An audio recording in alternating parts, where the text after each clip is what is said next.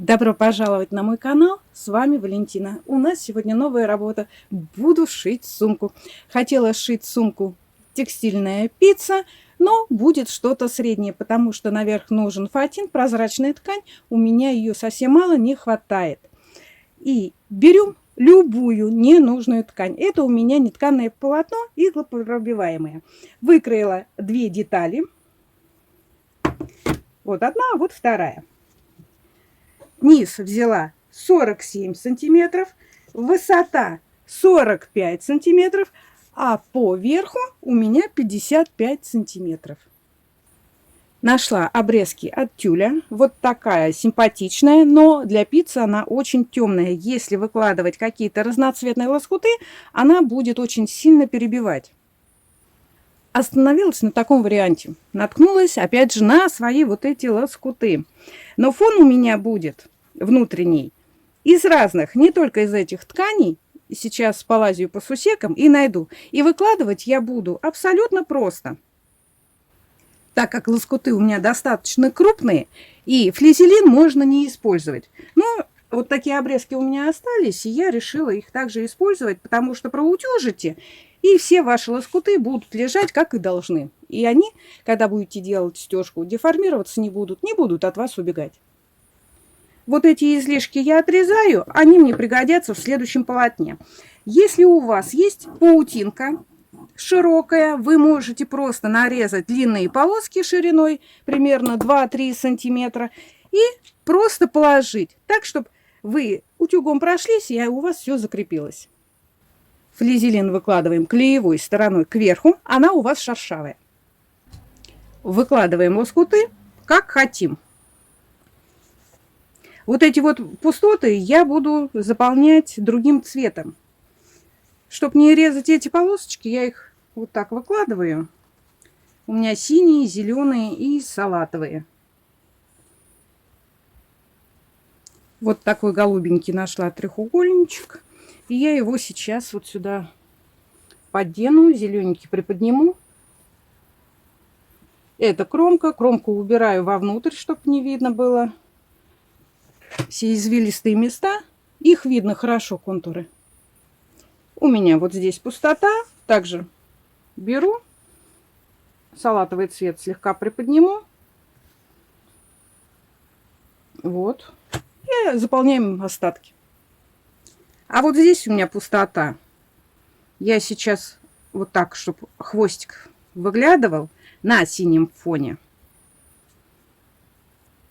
Что я решила? Этот фон будет плохо видно, но он будет все-таки выглядывать. И чтобы не были прямые полосы, я сделала вот такие закругленные волны, как фестоны. И размещу примерно вот так.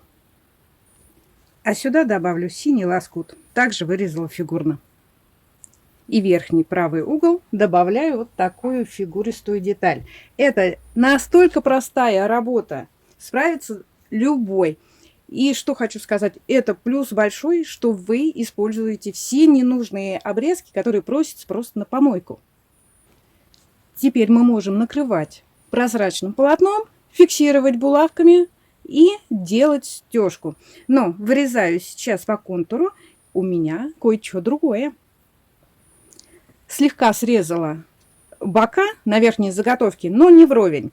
Рисунок у меня что с одной стороны, что с другой. Но вообще изнанка вот с этой стороны. И теперь я беру любые яркие обрезки ткани. Вот у меня лоскуточки. Пока что я достала. И что я хочу? Я ножницами вырежу такие овальчики. И на клей-карандаш нам понадобится, я приклеиваю. Будут выходить за контуры, да ничего страшного. Потом мы перевернем полотно, и наш рисунок будет внутри. Мое мнение, что будет выглядеть все-таки более ярко и интересно, чем просто белые вот такие цветы. Такой клей-карандаш, он не оставляет следов. Ваш рисунок никуда не убежит. Продается в канцтоварах. Купите. Если вы делаете пиццу, он вам обязательно пригодится. И просто вот так я приклеиваю Девчонки, скажите, вы не знаете, что это за цветы? У нас вдоль речки, у меня речка буквально метров 30 от дома, Речма называется. Там вдоль нее растет борщевик, 2,5 метра примерно высотой. Там такие зонты, и причем никто их не косит, никому это не надо. Дети бегают, купаются, представляете? Вот такой у меня получился рисунок. Это изнанка. Я сейчас переворачиваю. Видите, я немножко добавила все-таки зеленоты. И переворачиваю. Ой, приклеивала там ткань. Перевернула полотно, но все равно посмотрите, как блекло выглядит. Вот так более интереснее и более ярко. И сейчас я это все проутюжу. Зафиксирую булавками. Утюжу я через мокрую марлю. Полотно слегка выровняла, зафиксировала булавками и отправляюсь на стежку. Стежку можно делать белыми нитками в моем случае, можно цветными. Опять же, прошить простой строчкой туда-сюда, лишь бы зафиксировать наш рисунок, наши лоскуты, или сделать фигурную строчку на свободном ходу. Для стежки буду использовать вот такие нитки.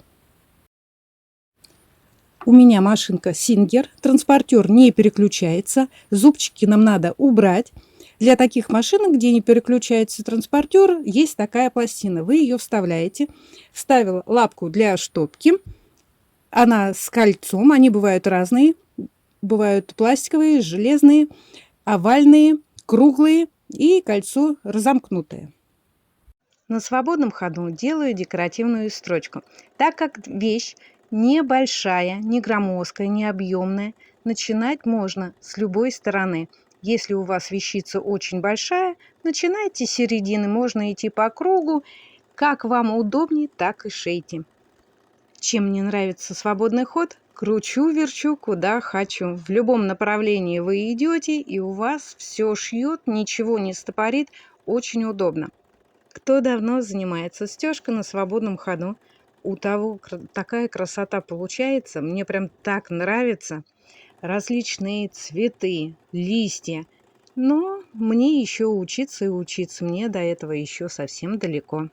Но иногда пробую делать стежку, какую-нибудь такую красивую декоративную, на образцах, набиваю руку.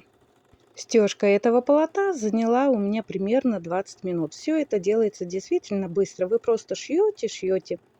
Конечно, все зависит от вашей работы, от вашей идеи. Вы можете менять цвет ниток, брать любое направление.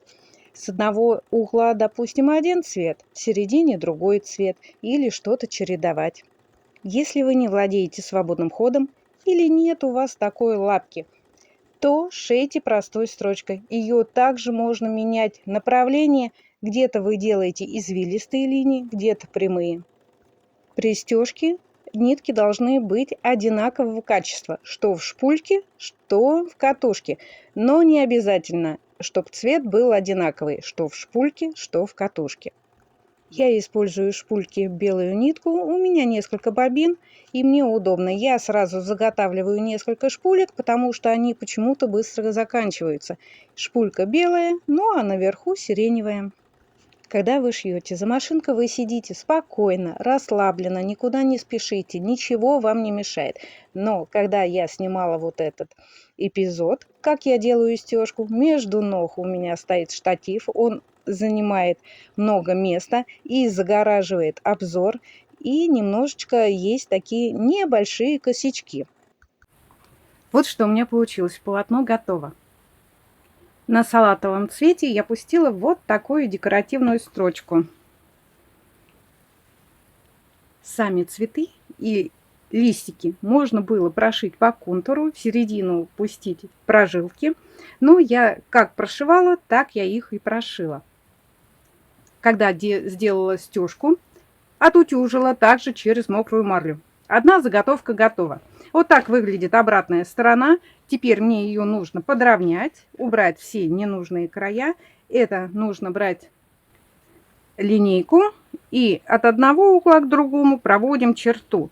Если вы будете вырезать лишнее на глаз, то все равно у вас получится неровно. выровняла один край, низ, вверх. Можно выровнять сразу и второй край, но можно также аккуратно складываем их вместе. И вот эти излишки отрезаем. Вот такая красочная одна заготовка получилась. Вторую делаю также, только я думаю, не буду пускать эти цветы, та будет обратная сторона. И мы с вами встретимся в следующем видео по пошиве сумки. Просто, кому интересна текстильная пицца, но не интересна сумка, а кто-то, наоборот, интересуется пошивом сумки и не хотят терять свое время. А если вы захотите посмотреть полностью видео, как шить сумку, я оставлю под видео в описании, как сделать пиццу и как сделать сумку. Пройдите, посмотрите. Также загляните в плейлист «Лоскутное шитье» и «Текстильная пицца». Вам очень понравится. На этом все. Пока-пока. Пишите комментарии, понравилось или не понравилось. С вами была Валентина.